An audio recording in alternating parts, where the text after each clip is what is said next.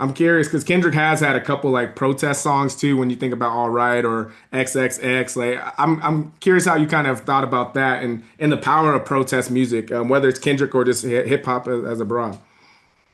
In a lot of ways, Black music as a whole is political because Black existence in America is political. And so when you look at the literal emergence of Black music in America, it's indicative of that fact. And people who were made to be enslaved were said that they were property to be bought and sold and handled as merchandise. And they were supposed to take on the culture and assimilate to the people who enslaved them. But they took the various elements of their culture and created something new and different. And that's how we get spirituals. They took the psalms, hymns, and spiritual songs of Western Europe and infused that with cultural expressions of West Africa and made a new form of music. And that music was a form of resistance against cultural subjugation. And so, so much of that reminded them of who they were as people. It humanized them, it contextualized them, it united them. Our music does that over time. You can look at every aspect of music, of our music, finds different ways to do that.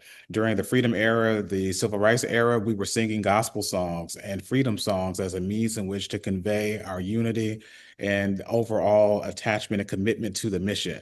And so when Kendrick is making the music that he was making, so much of it was resonating with people at the time because he was humanizing so much of the Black experience and allowing people to see into who he was. And people not only resonated with that as well, but it spoke to something inside of them at a point of which where people were saying that we are tired of state-sanctioned violence, we're tired of police killing us in the streets. We have to ascend above that. One of the things that stuck with people is we're going to be all right. Yep.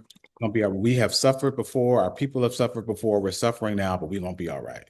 And so, so much of that music, I think, captures that.